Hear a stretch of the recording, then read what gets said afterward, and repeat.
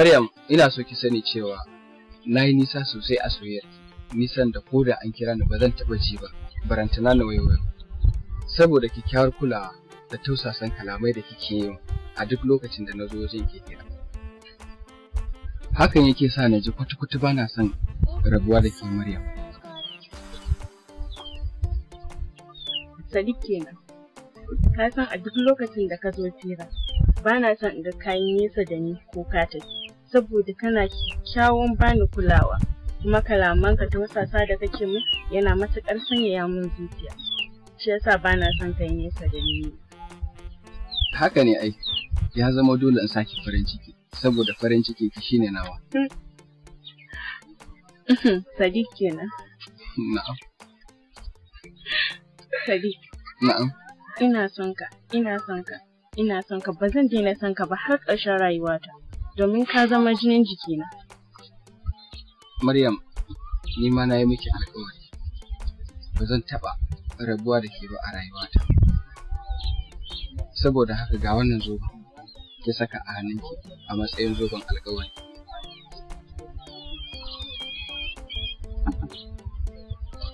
Na gode ƙwarai da gaske. Ni ma ga wannan zoben, saboda ina jin ta a cikin zuciyata a matsayin zoben alƙawari. Gaskiya na gode sosai. Hajara! Zo mana!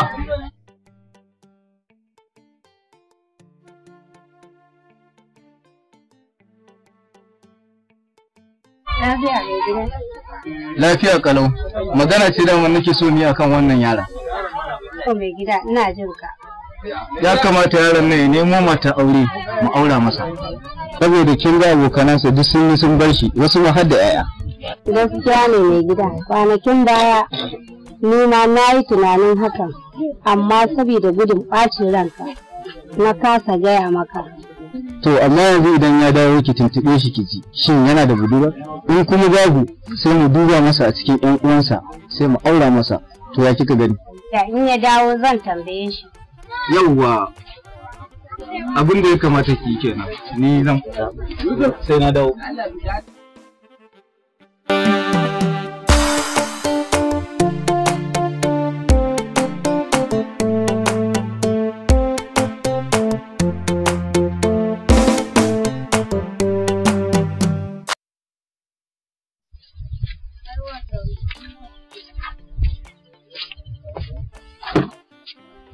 Maryam. Na kuma. Lokaci ya yi da za ki samu yaran da ki zo da manyan gida a yi magana a wurin, ba wai ya ta zuwa yana da. Gaskiya ne Umma da kika yi maganar nan, ni ma mun daɗe yana mun maganar nan, amma sakamakon ban ba shi dama ba shi yasa ban gabatar muku da shi a matsayin miji ba, amma yanzu lokaci ya yi da zan gabatar da shi. Ina godiya Umma. To me yasa baki ba shi umarni ya turo ba? Umma, kada ki manta a ƙarƙashin ku nake kuma ba ku bani damar in gabatar muku da shi a matsayin miji ba, shi yasa ma ban yi ƙoƙarin haka ba. Haka ne Maryam, jiyan da muka yi da babanki idan ya shigo sai in sanar miki. To Umma, na gode. Kawo aiki. Na gode Umma.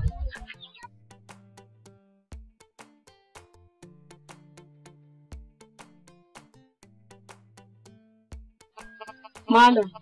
Na'am, Jummai. Ina ganin lokaci ya yi fa da za a ba wannan yarinya dama. Domin ta sanar da wannan yaro ya turo magabatansa gidan nan. Inda gaske yake. Kwarai kuwa Jummai. Dan ma na daɗe ina tunanin wannan abinciyata. Ya kamata lalle a mata magana ta kusa. Ina Maryam ɗin take? Na aike ta. Kin aike ta? Da Allah ta yadda idan ta dawo. Ki ce ni na umarce ta da ta ce masa idan da gaske ki ya turo manyan sabbin magana. To shi ke na bari za ta dawo. Da Allah ki gaya mata. Jummai, a koman furen nan mana. To, dan da ta.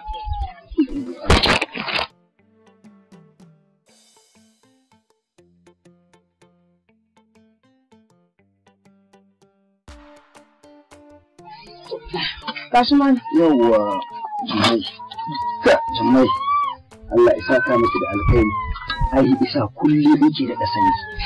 kullum daɗa tsufa nake amma da san ki nake saboda ni kin iya damun fura. Ta mun dai da angur za mu zauna da uban kowa lafiya a garin nan.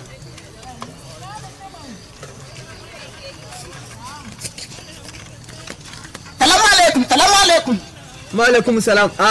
Dan kurma kai ne? Ni ne wallahi. Lafiya? Lafiya kalau. Kai, Allah ka tsira wannan mummunan al'amari. Allah ka sa hatsarin mota ya mutu. Allah ka raba mu da shi duniya da lahira wallahi. Aka tsine wannan abu. Ya mutu. Ko ma huta ko ma samu murmurewa. Ba kake wa wannan fatan. Wani abu ne wanda ya wuce talauci. Talauci mana biya za ka yi mu. Kai. Amma Allah dan kurma baka rabo da hirmi.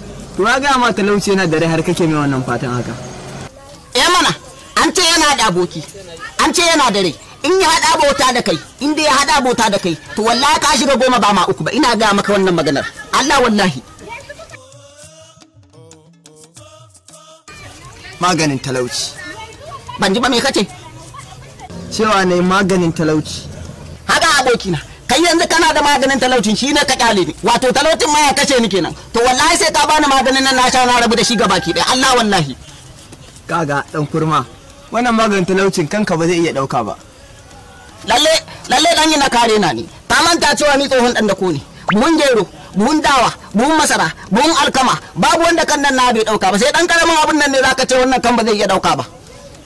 Kai dan kurma, wannan ba kamar buhun gero bane ko dawa ko haɗi da ka saba dauka. Wannan sama za tsalle kenan. Yawwa ko da kai fa. Ni da nake so rabu da talauci har abada.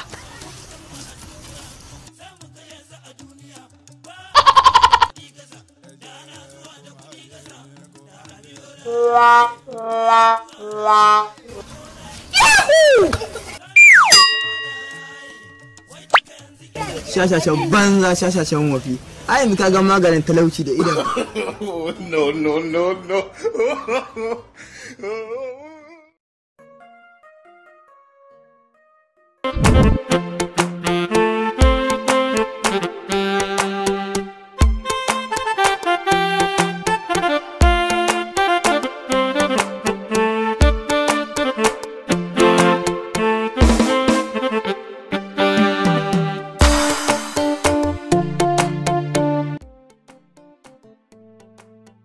Sadiq!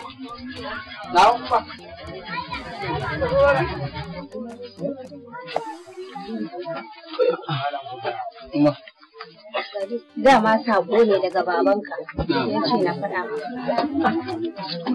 Wani saƙo ne kenan umma? Magana ce akan aure, ya ce in ka dawo a faɗa maka ka nemo matar aure.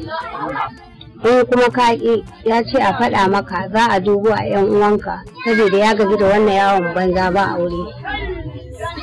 To ai in dai wannan ne na rage da samun matar da zan aura. Au, to kuma daman ka daɗe da sanin wacce za ka aura wani ne ka ɓoye ka ƙi faɗa mana? Umma Allah ne bai kawo lokacin faɗar ba sai yanzu. To shi kenan ma'aikunka in yanzu zan faɗa maka. Duk yadda muka yi da kai, amma 'yar gidan waye? 'Yar gidan Malam Ɗahiru ce. To Malam Ɗahiru na gangare? Shi umma. To Allah isa a yi da mu. Allahumma amin umma, Allahumma amin. Maryam, na'am, in mahaifinki ya sanar da ni duk lokacin da Sadiq ya zo. Ki gaya mishi yana neman sa domin ya zo a tattauna akan magana auren. Dan Allah da gaske umma, kai amma na ji daɗi wallahi sosai umma. Asbana kike murna haka? Saboda an miki magana aure? Ko kunya ta ma ba kya ji? Aba umma, to ai yanzu kai ya waye ba a jin kunya idan an ce za a yi wa mutum aure ya dinga jin kunya mahaifi. To in ya zo sai ki sanar da shi. To amma na gode. Tsarin zamani ke. To Allah ya ji. Na gode umma.